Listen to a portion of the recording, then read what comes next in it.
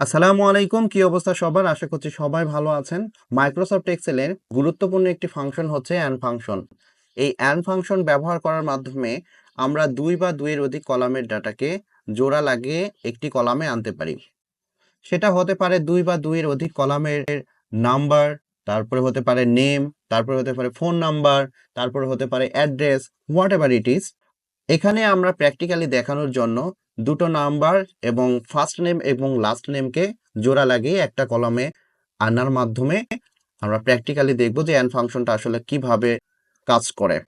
So চলুন প্রথমে আমরা দেখি যে দুটো নাম্বারকে অ্যান্ড ফাংশনের মাধ্যমে আমরা কিভাবে জোড়া লাগাবো। এটা করার জন্য আমরা কিবোর্ড থেকে আমরা ইকুয়াল সাইনটা নিব। প্রথমেই ইকুয়াল সাইন দেওয়ার পরে ফার্স্ট যে নাম্বারটা সেটা নিব। এরপরে আমরা অ্যান্ড সাইনটাকে ইউজ করব। এরপরে আমরা স্পেস দিয়ে ডাবল ইনভার্টেড কমা নিব। এরপরে আবারও আমরা অ্যান্ড সাইনটা ইউজ করব। এবারে আমরা লাস্ট নাম্বারটা বা সেকেন্ড যে নাম্বারটা বি কলামের সেই নাম্বারটাকে আমরা সিলেক্ট করে দেব। এরপর আমরা যদি ইন্টার প্রেস করি, দেখুন এই যে প্রথম নাম্বার এবং দ্বিতীয় নাম্বার, এই দুইটা নাম্বার কিন্তু জোড়া লেগে আমাদের তৃতীয় যে কলাম সেখানে কিন্তু বসে গিয়েছে। এখন আমরা যদি মাউসের কার্সার রেখে এখানে রেখে যদি আমরা ডাবল ক্লিক করি, দেখুন প্রত্যেকটা রোতে কিন্তু এই নাম্বারটা জোড়া লাগার মাধ্যমে একটা কলামে কনভার্ট হয়ে গিয়েছে। এবং এখানে যদি 4000 বা 5000 ডাটা বা তার বেশি ডাটা থাকে, সেই ক্ষেত্রে এটা আপনার অনেক অনেক টাইম সেভ করবে। ওকে, সো এখন আমরা দেখব ফার্স্ট নেম এবং লাস্ট নেমকে কিভাবে জোড়া লাগানোর মাধ্যমে আমরা একটি কলামে কনভার্ট করে আনতে পারি।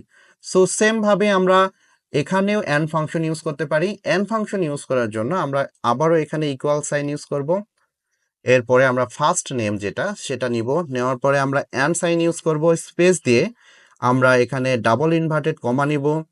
এরপরে আমরা অ্যান্ড সাইন আবারও ইউজ করব। এরপরে আমরা লাস্ট নেমটা সিলেক্ট করে দেব। এরপরে যদি আমরা ইন্টার দিই, দেখুন এই যে ফার্স্ট নেম এবং লাস্ট নেম, নেমের মাঝখানে কিন্তু কোনো স্পেস নাই, যেটা আমাদের থাকা উচিত। সো এই স্পেস যেহেতু নাই, তাহলে স্পেসটা আমরা কিভাবে আনতে পারি? খুবই সিম্পল।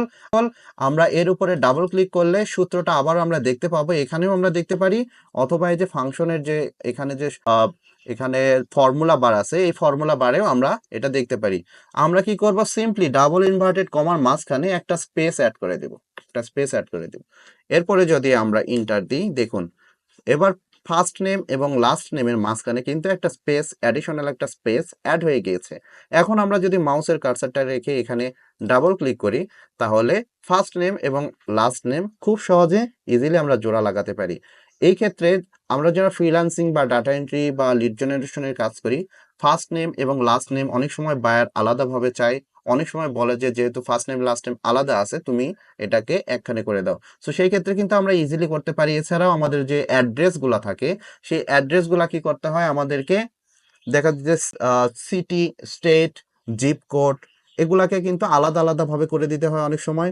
অনেক সময় আমাদেরকে এগুলাকে জোড়া লাগিয়ে দিতে হয়। তো আজকে আমরা শিখলাম যে ২ বা ২ এর অধিক কলামের যে ডাটা, সেটাকে আমরা কিভাবে জোড়া লাগানোর মাধ্যমে একটা কলামে রিপ্রেজেন্ট করব। আশা করি আজকের ভিডিওটা আপনাদের জন্য হেল্পফুল হবে। ধন্যবাদ সবাইকে, ভালো থাকবেন। আসসালামু আলাইকুম।